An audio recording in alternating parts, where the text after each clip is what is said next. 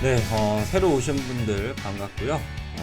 이번 시간에는 이 플라스틱주 급등 이유와 그 다음 차례는 뭐가 될 것인지 인플레이션과 좀 관련해서 좀 말씀을 드려볼까 합니다. 일단 그 오늘 여러분들 그 코오롱 플라스틱 엄청 급등을 했는데요. 23.15%로 마감을 했고 28.57%까지 올랐어요. 그러니까 거의 이제 사실상 거의 뭐 상한가를 갔습니다. 그리고 오늘 이제 아예 그냥 상한가를 간 종목이 있죠. 마찬가지로 뒤에 이제 똑같이 에코 플라스틱이 들어가는데 바로 이제 상한가를 갔어요. 근데 오늘 에코 플라스틱 같은 경우에는 공시가 하나 나왔습니다. 어떤 공시였냐면 바로 이제 유상증자 관련된 공시가 나왔어요. 그래서 요렇게 이제 좀 쭉 보시게 되면은 유상증자 결정이라고 해가지고 증자 방식은 주주 배정 후 실건주 일반 공모입니다.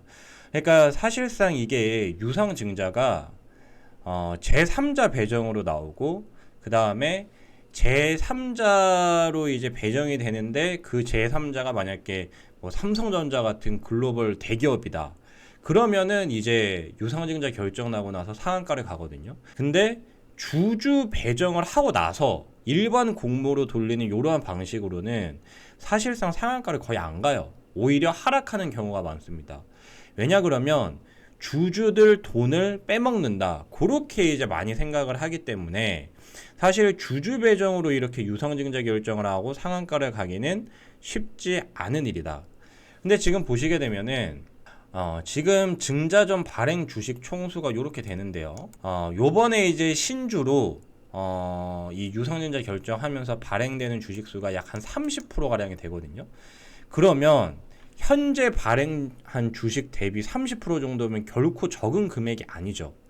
만약에 이제 요게 유상증자가 되고 주식의 30%가 늘어나면은 그만큼 현재 주식의 가치는 희석이 된다는 그런 말입니다.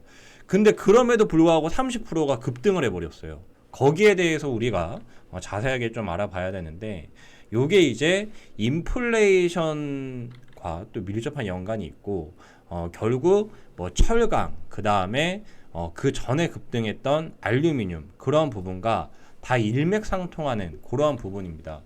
지금 보시게 되면은 유상증자를 왜 하냐, 지금 240억 정도 유상증자를 하는데요. 시설 자금으로 170억 가량을 씁니다. 그러니까 240억 중에 170억을 시설 투자를 하는데 쓰니까 굉장히 시설 투자를 크게 하나 보다. 그런 부분을 이제 하나 알 수 있고, 그 다음에 채무 상환 자금으로도 좀 땡겼어요. 그러니까 요런 부분은 이제 어떻게 보면은 조금 이제 머리를 쓴 거죠. 어차피 유증하는 김에 우리 채무 상환도 하자. 그래서 재무 구조를 좋게 만들자.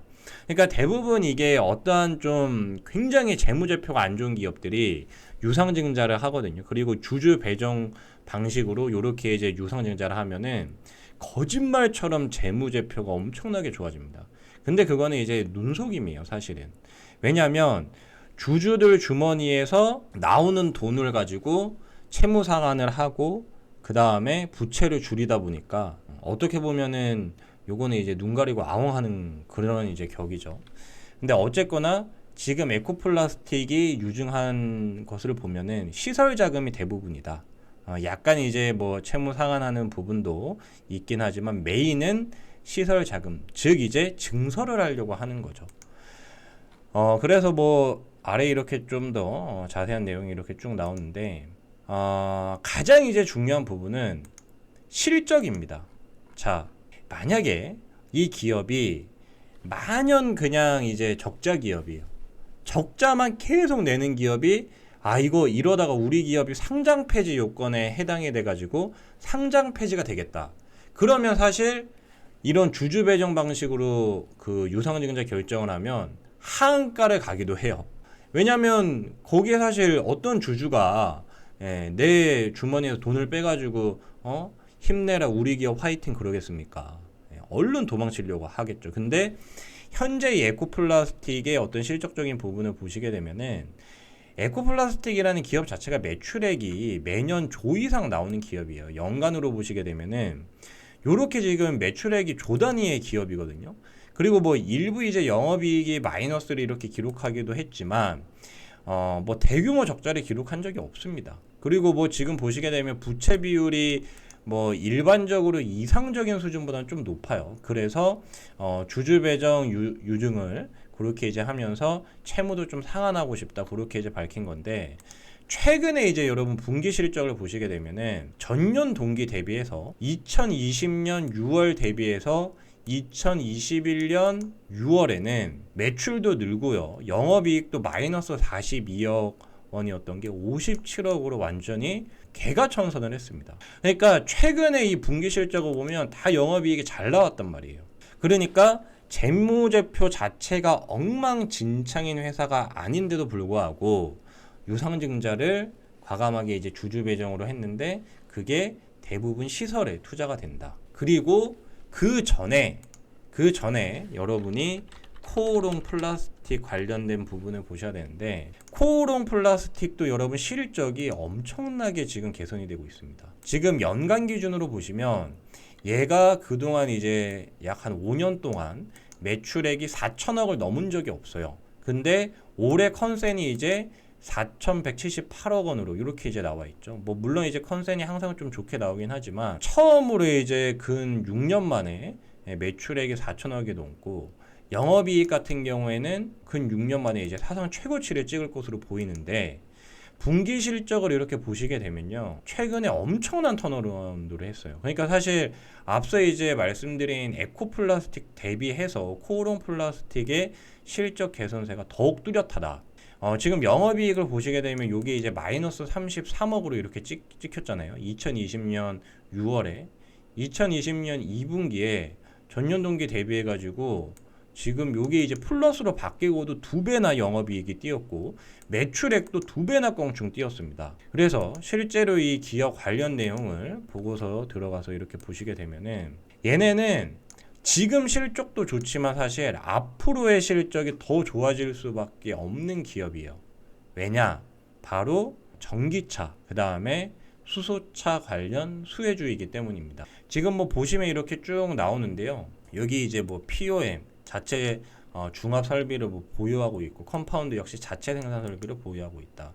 그러니까 자체적으로 이제 이러한 것들이 이제 생산하는 건데, 이게 지금 쓰이는 곳이 전기차, 그 다음에 수소차에 쓰입니다. 여기 보시면 산업 전반 주요 제품으로 전기, 전자 분야에서 광범위하게 사용이 된다. 그리고 실제로 이제 보고서, 관련 보고서 내용에도 전기차, 수소차 관련된 내용이 나오고 있고요. 무엇보다 같은 이제 이 뒤에 또 플라스틱으로 끝나는 플라스틱을 달고 있는 그런 이제 사명을 가지고 있는 기업이고, 플라스틱 관련 업체예요, 둘 다.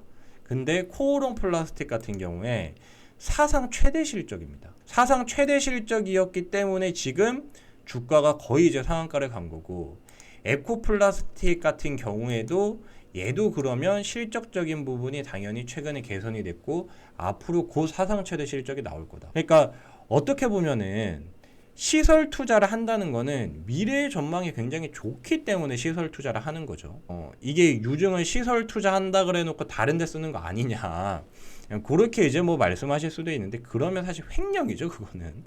그래서 그런 경우는 이제 거의 없고, 그러니까 에코플라스틱 자체만으로 봤을 때는 실적적인 부분이 뭐 아직까지 살짝 뭐 불안하기는 해요.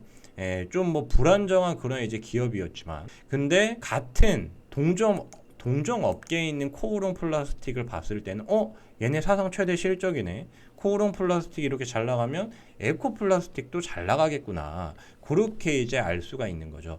최근에 뒤에 이제 이 첨단 소재 붙는 그런 업체들이 똑같이 비스크리하게 잘 간 것과 비슷한데요. 이제 뭐 PI 첨단 소재 같은 경우에도 최근에 주가가 굉장히 잘 갔는데, 얘도 이제 마찬가지로 근 6년 내에 3천억 매출을 넘긴 적이 없는데 올해 이제 넘길 것 같고요. 영업이익도 굉장히 폭발적으로 증가를 합니다. 그래서 마찬가지로 2분기 실적이 전년 동기 대비해서 영업이익이 마찬가지로 한 100%가량 뛰고, 당연히 주가는 계속 꾸준히 우상향하는 그런 모습이 나왔던 거죠. 그래서 결론적으로 봤을 때는 지금 거의 다 똑같이 비슷하게 가는 거예요. 조일알미늄 최근에 급등했었죠. 근데 이것 따라서 또 간 게 사마알미늄. 그러니까 뒤에 알미늄 붙는 기업들이 똑같이 잘 갔어요. 왜냐하면 알루미늄 가격이 급등을 했기 때문에. 그리고 코오롱 플라스틱, 에코 플라스틱 똑같이 간다. 그리고 그 전에 또 뒤에 첨단 소재 붙는 그러한 이제 기업들이 또 똑같이 잘 갔고. 그러니까 지금 어떻게 보면은 그 전에 여러분들이 포스코가 먼저 한번 크게 갔죠. 근데 포스코가 대장주로 가면서 뭐예요? 동국제강이랑 여타 이제 이 철강주들이 다 똑같이 잘 갔다고요. 뭐 세아베스틸, 그 다음에 세아제강이나, 그러니까 다 함께 차차차입니다. 철강이 먼저 다 같이 손잡고 우리 한번 높이 가보자, 최대한 멀리 뛰어보자, 폴짝해가지고 철강이 엄청 멀리 갔어요. 그리고 그 다음에 방금 이제 말씀드린 알미늄이 그 다음에 갔고, 그리고 이제 플라스틱이 어떻게 보면 시작을 한 겁니다. 근데 이게 이 공통점을 여러분들이 꼭 기억을 하셔야 되는데, 철강, 알루미늄, 플라스틱 다 어떻게 보면은 산업 전방위적으로 골고루 쓰여지는 제품들이죠. 지금 연준은 계속 인플레이션이 일시적이라고 하고 있지만, 이렇게 뭐 철강 가격도 오르고 알루미늄 가격도 오르고 이제 플라스틱 가격까지 이렇게 올라버리면 사실은 인플레이션이 더 강하게 올지도 모릅니다. 근데 뭐 물론 이제 연내 그 연준이 테이퍼링 의사를 좀 확실히 밝혔기 때문에 아마 테이퍼링이 본격적으로 시작이 되면 상승세는 둔화가 될 수 있어요. 근데 상승세가 하락세로 꺾이긴 다소 힘들지 않을까, 그런 생각이 조금은 드는데, 지금 이제 그 환경 규제 관련해 가지고 사실 이 환경 규제가 어떻게 보면은 인플레이션, 자넷 옐런의 수수께끼라고 할 정도로 그동안 아무리 돈을 많이 풀어도 인플레이션이 안 와서 걱정이었어요. 근데 이제는 어떻게 보면은 그 걱정을 할 필요가 없을 것 같다는 생각이 좀 듭니다. 왜냐하면 자, 인플레이션이라는 거는 기본적으로 원재료 가격이 껑충 뛰게 되면 인플레이션이 올 수밖에 없죠. 일단 유가가 뛰어요. 그러면 당연히 인플레이션 오죠. 유가는 뭐 전 세계적으로 골고루 다 쓰이니까. 근데 최근에 코로나 이후에 유가가 껑충 뛰었습니다. 70불 이상 껑충 뛰었는데 최근에도 유가가 많이 떨어지지는 않고 있어요. 왜냐하면 그때 뭐 선물 기준으로 마이너스 유가 가고 코로나 터지고 그냥 유가가 초과 공급이 되다 보니까 지금 어떻게 보면 자영업 하시는 분들이랑 굉장히 비슷하죠. 지금 코로나가 터지고 나서 이제 최근에 자영업을 시작하신 분들 같은 경우에는 시작하자마자 가게 문을 장기간 닫게 되는 그런 굉장히 좀 우울한 상황이 계속 되고 있지 않습니까? 근데 만약에 오일 업체들이 마이너스 유가가 가가지고 초과 공급 상황이 작년에 이제 왔다라고 치면, 작년에 실제로 왔죠. 그러면은 현재 이제 이 자영업자 분들처럼, 자영업 하시는 분들처럼 셰일 업체들도 똑같이 그렇게 됐다고요. 그러니까 문을 닫을 수밖에 없어. 그러니까 선물이 마이너스까지 갔다는 거는, 이거는 셰일 업체들이 돈을 주고 유가를 보관하거나 돈을 주면서 오일을 팔아야 되는 실정이었거든요. 그러니까 사실 어렵게 시추를 해서 막 석유가 이제 나와서 와 드디어 시추 성공했다는데 이거를 팔아도 돈이 안 돼. 그래서 셰일 업체들이 다 망했죠. 정말 그 작은 업체들은 다 망했어요. 메이저 업체들만 간신히 지금 살아있는데 그 메이저 업체들도 아직까지도 그 충격에서 100% 회복이 안 됐습니다. 그러니까 계속 이 충격이 장기화되고 있다는 거죠. 그리고 코로나도 지금 백신이 나왔음에도 불구하고 쉽게 끝날 기미가 안 보여요. 그래서 결국 이 지금 플라스틱주가 급등한 이유를 보면은 코로나 장기화로 인한 공급난 지속. 그러니까 사실 뭐 플라스틱 공장도 그렇고 일할 사람이 넘쳐나고 인건비가 저렴하고 그 다음에 뭐 이제 코로나 확진자가 나와서 공장 셧다운을 안 해도 된다. 뭐 전혀 생산에 아무 차질이 없다라고 하면은 이러한 어떤 이 기업들의 평균 판매 단가 ASP도 크게 높아질 이유가 없어요. 그리고 인플레이션도 올 이유가 없습니다. 근데 결국 이제 코로나가 장기화되면서 공급난이 지속되니까 지금 이제 뭐 델타 변이 바이러스도 그렇고 그 다음에 뭐 람다 바이러스는 치사율이 높다 그러는데 글로벌 확진자 수는 또 계속 늘어나고 있고 이렇다 보니까 공급난이 당분간 지속될 수밖에 없다. 그리고 지금 이 차량용 반도체 관련해서도 여러 가지 이야기가 나오죠. 차량용 반도체 이 수요는 현재 이제 폭발할 것으로 그렇게 보입니다. 왜냐하면 이건 이제 전기차 때문에. 근데 동시에 차량용 반도체 공급은 뭐예요? 공급은 굉장히 타이트합니다. 지금 공장을 사실 짓는다라고 해도 몇 년 뒤에 완공이 되다 보니까 지금 공급난이 해소가 안 되는 거예요. 그러니까 차량용 반도체만 봐도 그런데 다른 뭐 플라스틱도 그렇고 철강도 그렇고 알루미늄도 그렇고 그런 거는 당연히 똑같겠지. 차량용 반도체는 사실 자동차에만 들어가는 거를 이제 차량용 반도체라 그러는데 철강, 알루미늄, 플라스틱은 사실 우리 주변에 안 쓰이는 곳이 없잖아요. 산업 전방위적으로 다 쓰인다고. 근데 이거를 지금 당장 뭐 공장을 지어가지고 생산을 더 하기가 사실상 불가능하죠. 근데 또 철강은 인프라 투자 때문에 더 필요해. 글로벌 인프라 투자. 그러니까 당연히 수요가 폭발하고. 그 다음에 알루미늄은 뭐예요? 이거는 지금 전기차 같은 이런 이슈로 보면은 차량 경량화. 차량 경량화를 하기 위해서 알루미늄이 꼭 필요하잖아요. 그러니까 새로운 수요가 붙고 있어. 알루미늄 같은 경우에. 그리고 여러분들이 플라스틱 같은 경우에도 사실은 이게 지금 이 플라스틱 가격이 급등하는 것도 어떻게 보면은 너무나 당연한 그런 이슈였어요. 그러니까 뭐 이 앞에서 말씀드린 코오롱 플라스틱 같은 경우에는 수소차랑 전기차 요쪽에 대한 어떤 수요가 폭발하면서 그 엔지니어링 이 플라스틱이 수요가 굉장히 높아진다. 거기에도 물론 이제 플라스틱이 쓰일 거죠. 우리가 뭐 흔히 아는 플라스틱 말고도 플라스틱 종류가 굉장히 많지 않습니까? 근데 여기서 이제 중요한 거는 플라스틱은 사실 운임 상승에 영향이 굉장히 커요. 이게 이제 무슨 말이냐면은 굉장히 이제 다양한 것을 좀 봐야 됩니다. 이 현대상선이죠. 이 현대상선이 25배가 올랐어요, 주가가. 저점에서부터 25배가 올랐는데 이 현대상선이라는 기업의 주가가 25배 올랐다는 것은 이 기업은 컨테이너선 운반하는 기업이다 보니까 운임이 25배 올랐다라고 볼 수 있죠. 근데 실제로 이제 이 운임이 얼마나 많이 올랐냐면은 아시아에서 여러분들 미국으로 가는 운임이 그 화학 업종에서 원래는 50에서 한 70달러였어요. 원래는 한 50에서 이제 70달러. 그러니까 이 뭐 컨테이너선이라든지 그런 이제 배를 통해서 이렇게 운반하는 비용이 원래 50에서 70달러였는데 이게 여러분 얼마나 이게 올랐냐면은 10배가 넘게 올랐어요.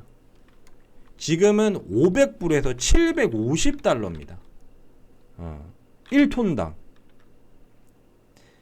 그러니까 만약에 이 지금 플라스틱 같은 경우에 이제 또 한 가지 이슈가 더 있긴 한데 운임이 이제 10배가 상승을 해버리니까 이게 이제 이 플라스틱 가격이 원래 이제 1톤당 플라스틱 가격이 만약에 이제 1000달러였다면 이게 여러분 운임이 급증하면서 이렇게 될 수밖에 없는 거예요. 근데 여기에서 이제 한 가지 더 포인트가 뭐냐면 플라스틱을 제조할 수 있는 공장들 같은 경우에는 미국에 많이 없습니다. 이 플라스틱 공장이 대부분 아시아에 밀집해 있어요. 아시아에 밀집. 그러니까 야 운임이 올라도 그 나라에서 생산해서 그냥 그 자체적인 물류 시스템으로 공급하면 되잖아. 그렇게 이제 생각해 볼 수가 있는데 그게 지금 안 된다라는 거예요. 왜냐하면 미국하고 유럽 쪽에는 플라스틱 공장이 별로 없어서 결국은 아시아에 있는 플라스틱을 배에 실어 가지고 미국으로 유럽으로 전 세계로 이렇게 운반을 할 수밖에 없다는 거죠. 그러니까 운임이 급증해 버리니까 플라스틱 가격이 껑충 뛰어. 그러니까 이 플라스틱 관련 업체, 국내 업체들은 수혜를 볼 수밖에 없죠. 왜냐? 안 그래도 이제 가격이 높아지면 뭐예요? 가격이 상승하게 되면 이제 가수요가 붙는다라고 우리가 이제 그렇게 좀 꼭 기억을 하셔야 되는데, 재고를 확충해 놓으려고 하잖아요. 그러니까 지금 1달러였던 게 2달러가 됐는데 이게 만약에 10달러까지 올라갈 수 있을 것 같다. 그러면은 2달러일 때 최대한 많은 물량을 사서 창고에 쌓아두고 그거를 안정적으로 확보를 하기 위한 치열한 다툼이 벌어진다는 거죠. 그래서 이로 인해 알루미늄의 평균 판매 가격이 폭증하게 된다.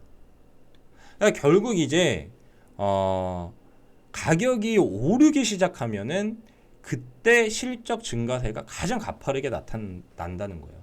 그리고 특히 이렇게 코로나 같은 우리가 이제 굉장히 예상하기 힘든 상황이 터지면 더더욱 이런 수요가 높아질 수밖에 없죠. 그래서 가수요의 폭증. 그 마스크를 생각하시면 됩니다.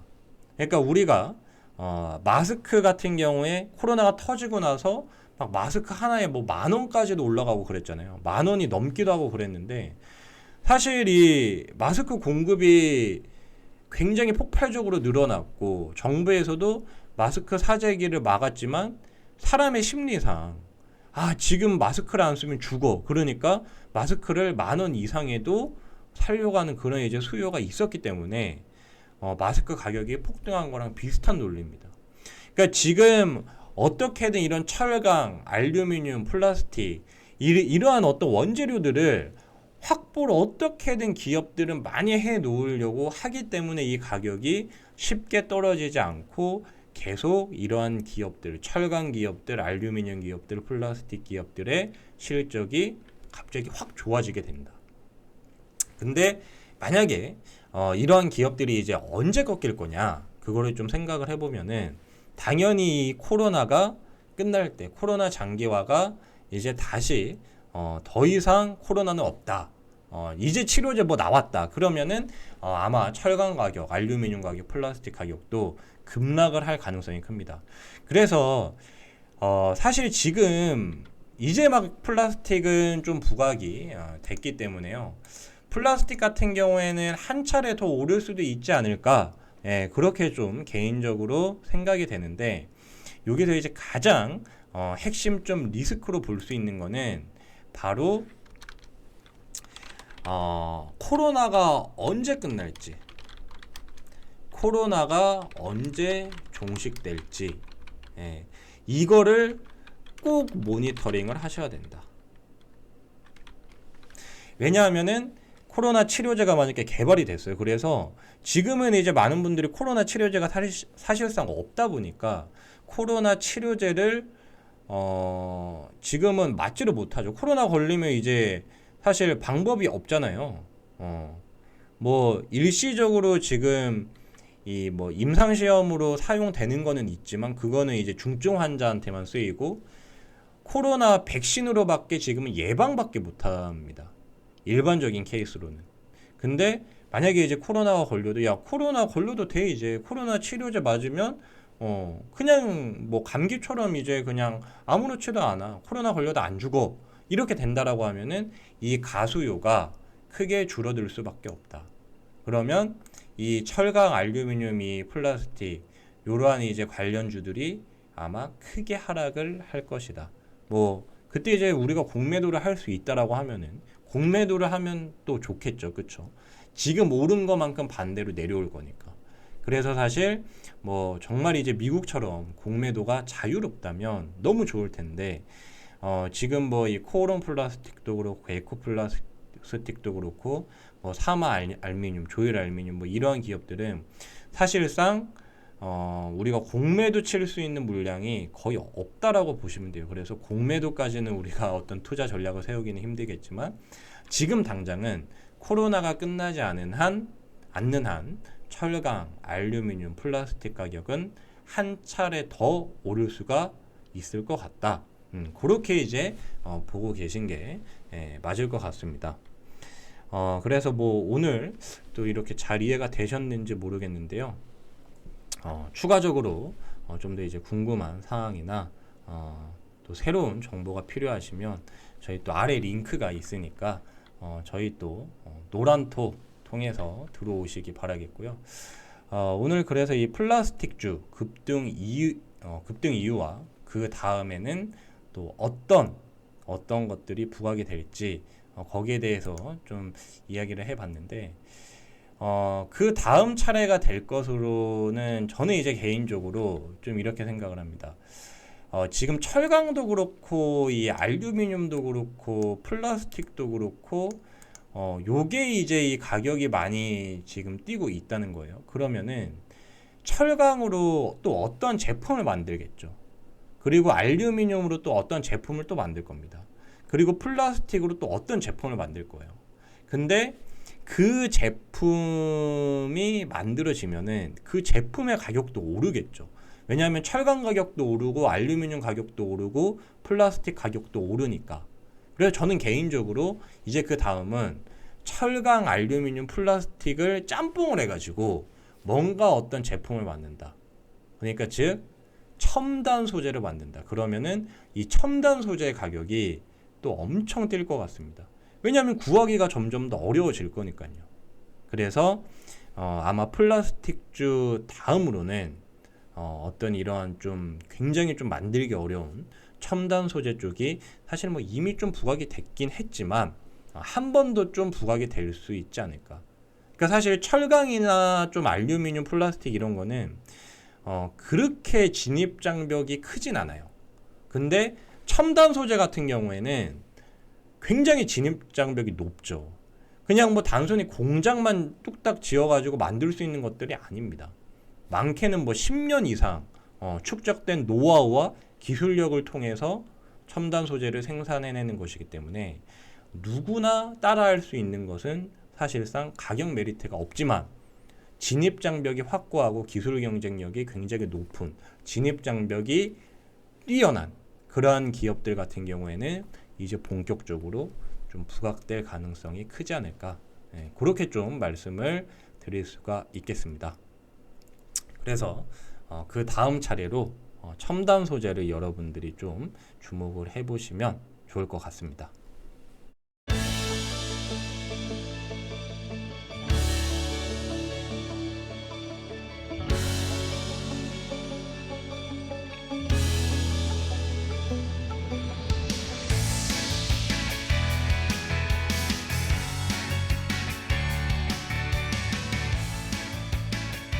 요번에 이제 말씀드릴 주제는 중국의 환경 규제 그리고 이제 화학 업종에 대한 이야기입니다. 오늘 이제 이 증시에서 강세를 보인 업종을 보면은 가장 이제 눈에 띄는 게 화학이었어요. 화학. 뭐 애경유화, 그 다음에 효성화학, 그리고 국도화학, 뒤에 또 화학 들어가는 롯데정밀화학. 그러니까 뒤에가 이제 화학으로 끝나는 뭐뭐 화학. 요 이제 종목들이 초강세를 보였고 다른 종목군들은 크게 힘이 없는 요런 이제 모습을 보여줬는데 사실 이 화학 업종이 예전부터 그렇게 크게 뭐 부각이 되지 못했어요. 왜냐하면은 중국 때문에 그동안 이 화학 업종이 부각되지 못한 이유 바로 중국의 과잉 생산 때문. 그러니까 뭐 2011년도, 2012년도 막 그때 이 화학 업종들이 굉장히 잘 가다가 이제 막 꼬꾸라지고 그랬거든요. 그러니까 뭐 요때 이렇게 보면은 2011년도에 피크를 찍고 이렇게 뭐 흘러내려서 여기 사실 이 고점을 뛰어넘은 적이 요번이 이제 처음이에요. 그러니까 그동안은 어떻게 보면 이 화학 대세장 그게 이제 오지를 못했습니다. 근데 이제 중국이 본격적으로 이 화학을 증설을 했을 때가 2011년도였어요. 그러니까 중국이 2011년도부터 화학 본격 증설. 그렇다 보니까 여러분 철강이랑 그냥 좀 비슷하게 된 겁니다. 철강도 이제 포스코로 보시면 얘가 2007년, 2008년 요때 이제 글로벌 금융 위기 때 이때 지수가 떨어지면서 하락을 했는데 2010년부터 이게 거의 지금 5년 동안 6년이죠 정확히 6년 동안 계속 이렇게 하락만 했었다고. 그러니까 요때는 이제 리먼 사태로 인해서 이렇게 한번 빠지고 그 다음에 이제 계속 장기 하락을 하다가 한 번 꿈틀하고 다시 장기 하락. 그 다음에 요번에 이제 철강 가격이 많이 뛰면서 요렇게 이제 다시 오르고 있는 그런 모습을 보이고 있는데, 항상 여러분들이 이제 주식 투자를 하실 때 어떻게 보면 좀 가장 중요한 부분입니다. 중국이 어떤 스탠스를 취하고 있는지를 좀 보셔야 돼요. 무슨 말이냐면은 중국의 정책 그리고 중국 관련 기업들이 실제로 뭐 증설을 얼마나 계획을 하고 있는지, 아니면은 지금 어떤 분야를 중국이 이렇게 키우려고 하고 있는지. 그러면 일단 국내 기업 중에서 엔간히 사이즈가 크지 않은 그런 기업들은 여러분들이 걸러야 돼요. 왜냐면 그 중국에서 지금 뭐 배터리도 그렇고 중국은 이 보조금 주는 게 굉장히 심각하잖아요. 그래서 그 보조금을 너무 많이 주니까 우리나라 기업이나 다른 글로벌 기업들이 중국 기업과 붙어가지고 이기기가 상당히 힘듭니다. 그러니까 이게 어떻게 보면은 진짜 이 중국의 힘이라고 볼 수 있는 부분이에요, 사실은. 그러니까 우리나라도 뭐 정부에서 이렇게 농업 같은 분야는 철저하게 이제 보호를 하지만 그것도 지금 빗장이 계속 풀리고 있는 중이지 않습니까? 미국 농산물 들어오고 그래서 이제 우리나라에 이제 농민들 막 이제 대규모 시위하고. 근데 중국 같은 경우는 아무래도 이제 그 공산당이다 보니까 철저하게 그냥 자기 멋대로죠. 그러니까 사실 외국에서 중국 시장을 눈독은 들이지만 뭐 애플이나 뭐 맥도날드 그런 진짜 완전 글로벌 대기업들이 아닌 이상, 그리고 미국의 어떤 이 미국이란 나라를 등에 업고 사실 지금 중국에 진출해서 성공한 기업들 보면 대부분 미국 기업들이 많죠. 그 외의 기업들은 진짜 이제 뭐 유럽 쪽에 엄청 명품 기업들, 중국인들이 극도로 선호하는 기업이 아닌 이상 중국 시장에서 성장하고 살아남기가 힘듭니다. 근데 예를 들어서 지금 이제 말씀드리고 있는 이런 화학 업종 같은 경우에 중국인들이 우리나라 어떤 화학 제품을 선호할까요? 절대 그렇지 않겠죠. 그러니까 우리나라 뭐 화학 제품이라고 해서 뭐가 다르나요?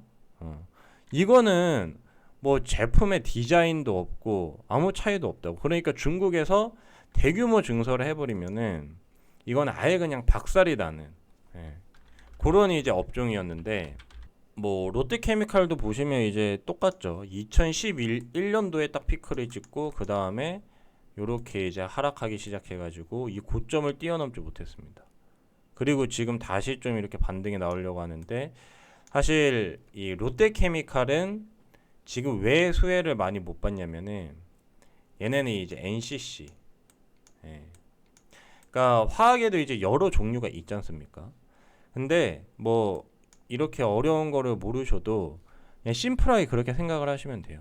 아, 롯데케미칼이 영위하고 있는 요 이제 화학 관련된 사업은 중국에서 아직까지도 증설을 많이 하는구나. 그렇게 생각하시면 돼. 그러니까 지금 사실 우리나라 국내 화학 기업들이 다 주가가 날라갔죠. 근데 롯데케미칼은 왜 아직 못 날라갔지? 나 롯데케미칼 들고 있는데. 그러면 다른 게 아니라 중국에서 아직까지 롯데케미칼에 하고 있는 사업 부분은 증설을 하고 있다는 거예요. 그러니까 화학업종에서 여러분들이 가장 중요하게 보셔야 될 거는 바로 이제 중국이다, 중국. 그래서 화학업종 가장 중요한 포인트는 중국의 증설 계획 그리고 규모, 이러한 것들입니다. 그래서 아까 전에 이제 그 뭐 다른 업체들도 보여드렸지만 똑같죠. 2011년도에 다 이렇게 많이 하락했다고요. 그리고 나서 또 반등하긴 했지만 고점을 못 넘었어요. 근데 지금 여러분 국도화학을 보면은 얘가 이렇게 넘었죠. 그러니까 지금 중국 쪽에서 스탠스 변화가 굉장히 크게 일어나고 있다. 근데 이제 그 중심에는 뭐가 있냐? 환경 규제. 제가 여기서 이제 오늘 주제로 중국 환경 규제를 이렇게 말씀드렸지 않습니까? 그러니까 중국에서 어떤 이 화학 제품을 그 전에는 과잉 생산을 했어요. 그래서 뭐 낭비도 하고 버렸단 말이에요. 근데 지금은 중국도 환경 규제에 동참을 하고 있죠. 전 세계적으로 지금 탄소 중립 정책으로 가니까. 그러니까 중국도 여기에서 우리는 환경 계속 더럽힐 거야. 우리 환경 오염 계속 시킬 거야. 못 하잖아요, 사실. 그러면 안 그래도 지금 코로나 때문에 국제적으로 소외받고 있는데 더 고립될 거잖아. 중국에서 공장 그러면 또 다 빠져나가고 중국은 앞으로 더 가난해지겠죠. 그러니까 중국도 당연히 환경 규제를 할 수밖에 없어. 그러면 앞으로 이 화학 업종에 대해서 엄청 대규모 증설은 하기 어렵다는 겁니다. 그리고 이거는 중국뿐만 아니라 사실은 우리나라도 마찬가지라고 생각을 하시면 돼요. 왜 우리나라도 마찬가지예요? 우리나라도 최근에 국회에서 통과가 됐잖아요. 그러니까 사실은 중국뿐만 아니라 우리나라도 그렇고 전 세계적으로 환경 규제가 이제 심해지죠. 탄소 중립도 해야 돼. 그러니까 어떤 이 환경을 오염시키는 그러한 업체들이 대규모 증설을 하기가 어려워요. 오히려 생산을 줄여야지. 지금 여러 이제 자동차 메이커들이 내연기관차 생산은 줄이고 뭐 친환경 쪽, 전기차 쪽 생산을 이제 늘린다. 뭐 10년 뒤에는 아예 전기차 생산만 하겠다. 그러는 거랑 똑같거든요. 그러니까 결국 화학 업종 자체가 대규모 구조 조정을 지금 겪고 있다. 그렇게 여러분들이 이해를 하시면 되겠습니다. 그러면 이제 어떤 좋은 회사를 다니는 직원의 입장에서는 구조 조정하면 잘리니까 내 정말 소중한 직장이 그냥 사라지는 거니까 구조 조정이 좋지가 않죠. 근데 솔직히 어떤 기업의 입장, 기업의 어떤 실적적인 부분에서는 대규모 구조 조정이 그렇게 발생하게 되면은 태풍이 지나갈 때는 뭐 비바람 치고 난리지 않습니까? 근데 태풍이 지나가고 나면 오히려 깨끗해지는 것처럼 구조 조정 이후에는 사실 기업의 재무 구조가 크게 개선이 되고 그 다음에 실적적인 부분이 상당히 좋아지게 되죠. 그래서 이 화학 산업이 지금 중국의 환경 규제로 인해서 대규모 구조 조정을 겪고 있다. 그렇게 이제 여러분들이 이해를 하시면 되겠는데요. 오늘 뭐 국도화학도 많이 올랐어요. 근데 이 국도화학이 오늘 이렇게 또 오른 이유 중에 하나는 이 미국 최근에 정말 엄청난 허리케인이 미국 본토 안까지 깊숙이 휩쓸고 왔죠. 미국을 관통해 가지고요, 여러분 캐나다까지 갔다라고 합니다.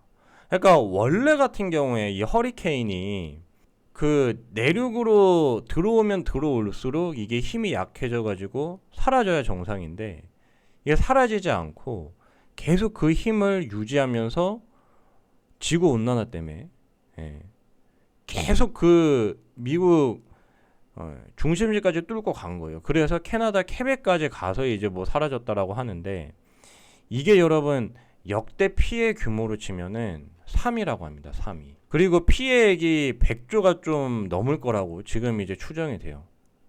근데 그거랑 지금 이 국도화학이랑 뭔 상관이냐면은 여러분 그 집이 날아가고 그 다음에 뭐 여러 가지 이제 정말 뭐 기물들도 다 이제 파손이 되고 엉망진창이겠죠. 그러면 기본적으로 우리가 뭐가 필요합니까? 집을 지어야 되죠. 뭐 철강 같은 것도 필요할 거고 뭐 알루미늄 같은 것도 필요할 거고. 근데 여러분들이 지금 입고 있는 옷이나 생활 전체적으로 다 쓰이는 게 뭐예요? 석유 화학 제품이잖아. 그리고 실제로 건설 경기에 가장 큰 영향을 받는 게 또 이제 이 석유 화학 업종이고. 그러니까 지금 뭐 이 전방 산업, 후방 산업이라고 하는데 어떻게 보면은 지금 이 화학 업종에 전방 산업이 굉장히 지금 그 크게 수혜를 볼 수 있는 거죠. 그래서 결국 이제 이 건설 쪽, 그 다음에 인프라 쪽이 부각이 되면 될수록 당연히 이 석유화학 제품도 더 수요가 늘어날 수밖에 없다. 그래서 실제로 지금 이 국도화학에 관련된 보고서를 보시게 되면은 이런 부분이 사실 그 보고서에 명확하게 나옵니다. 지금 이 사업 부분에 보시게 되면은 에폭시 수지, 뭐 경화제용 수지, 희석제 이런 게 이제 나오는데 에폭시 수지는 여러분 어디에 쓰여요? 선박, 자동차, 컨테이너 등의 중박식 도료, 재활용 도료, 기타 산업 도료, 이렇게 이제 쓰이거든요. 그리고 뭐 다른 것들도 산업 전반적으로 다 쓰이는 거예요.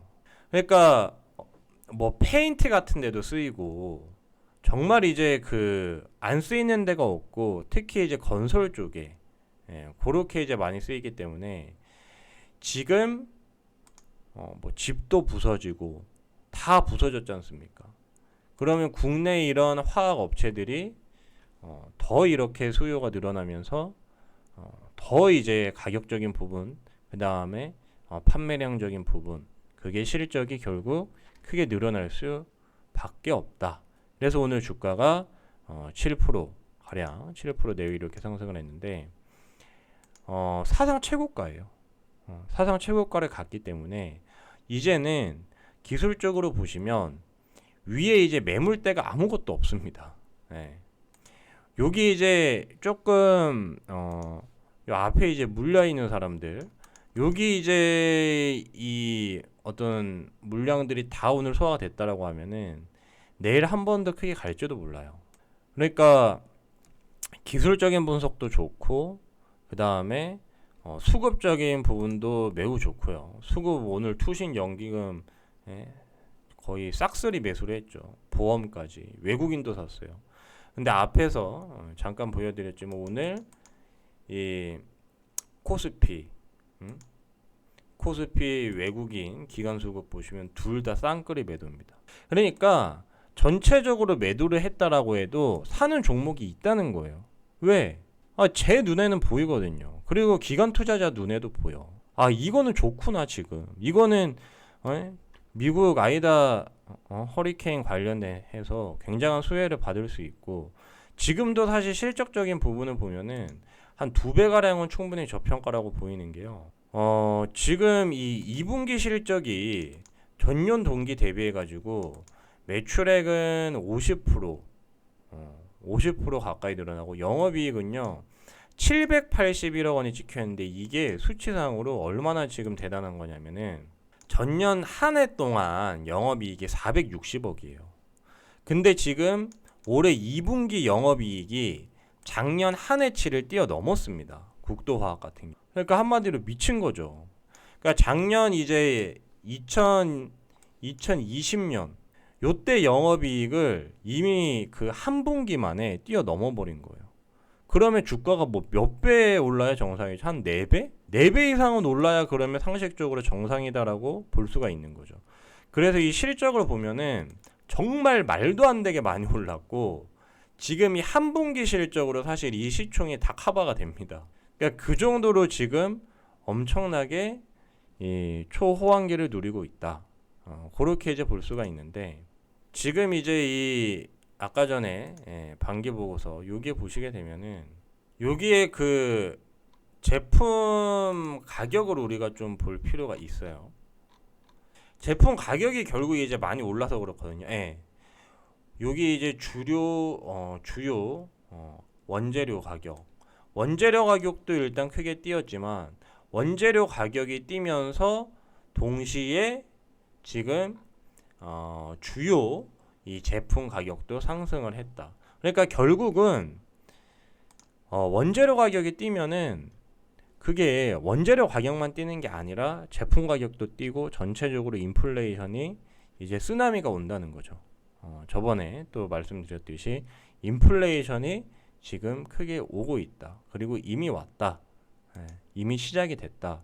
그렇게 이제 우리가 좀 볼 수가 있겠고, 그 다음에 이제 종목 하나 더 좀 말씀드리면, 오늘 이제 급등한 애경유화입니다. 애경유화.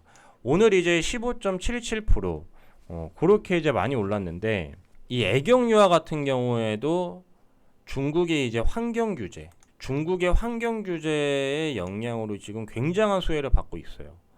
그러니까 중국이 지금 환경 규제를 하면서 가장 먼저 한 게 뭐냐면, 석탄 수입을 이제 안 한 거거든요. 그러니까 석탄 사용을 줄여라. 그렇게 돼가지고 지금 중국 내 석탄 가격이 급등을 했습니다. 2배 이상 껑충 뛰었어요. 근데 이제 중국 같은 경우에는 이 PVC, 우리가 이제 그 흔히 보는 막 배관 그 플라스틱 관, 그거를 이제 PVC라고 그러잖아요. 근데 그거를 이제 만들 때 석탄이 꼭 필요합니다. 중국은 석탄으로 그거를 이제 많이 만들어요. 근데 석탄 가격이 뛰니까 뭐야? 결국 이 석유화학 제품 가격도 덩달아 뛰는 거예요. 근데 애경유화 같은 경우에는 이제 PVC 관련 매출 의존도가 5-60%. 그러니까 전체 매출에서 차지하고 있는 비중이 굉장히 큰 거죠. 그러니까 석탄 가격 강세로 지금 석탄을 가지고 그거를 원료로 해가지고 어떤 가동시키는 설비, 그게 이제 가동률이 상당히 줄어들었고, 지금 이 애경유화 같은 경우에는 또 뭐 어떤 상승 모멘텀 중 한 개가 음극재 관련해서 2010년도 초반부터 애경유화가 그 음극재 관련해 가지고 뭐 투자도 하고 개발도 해왔거든요. 근데 뭐 아직까지는 캐파가 그렇게 크지 않고 매출도 뭐 100억 이하여 가지고 그냥 어떤 모멘텀으로만 작용은 하고 있는데, 지금 이제 최근에 여러 업체들이 다 이쪽 시장에 많이 뛰어들고 있는 거를 보면은 개인적으로는 그게 상승 모멘텀으로 충분히 작용을 할 수도 있다. 그리고 이 애경유화도 지금 실적이 정말 말도 안 되게 좋습니다. 보시게 되면은 작년에 이제 영업이익이 575억이었어요. 근데 올해 1분기하고 2분기 합치면은 영업이익이 600억이에요. 올해 상반기에만 작년 한 해 영업이익을 넘어섰다는 거죠. 그래서 일단 실적적인 부분을 보면은 주가는 뭐 2배 정도 가야 정상이다. 상당히 이제 저평가 받고 있다. 근데 여기 보면은 회사 주요 제품이 PA, 가소제, 폴리올. 그러니까 아까의 이제 국도화학이랑 어떻게 보면 비슷하죠. 구체적 용도 뭐 시트, 도료, 바닥재.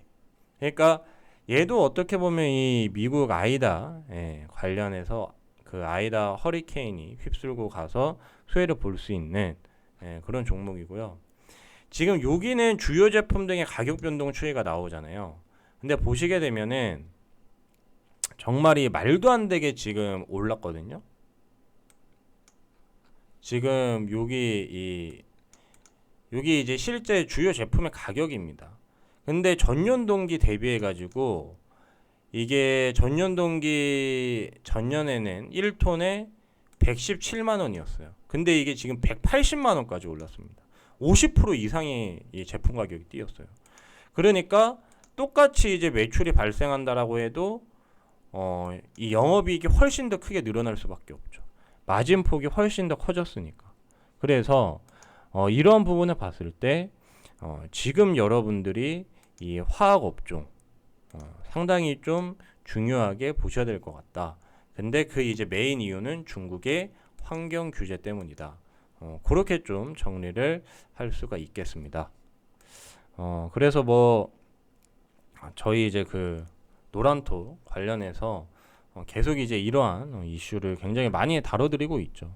그러니까 아래 링크를 통해서 들어오셔서 제발 이런 좀 고급 정보를 통해서 수익 팍팍 많이 내시고 행복한 투자를 좀 하셨으면 좋겠습니다.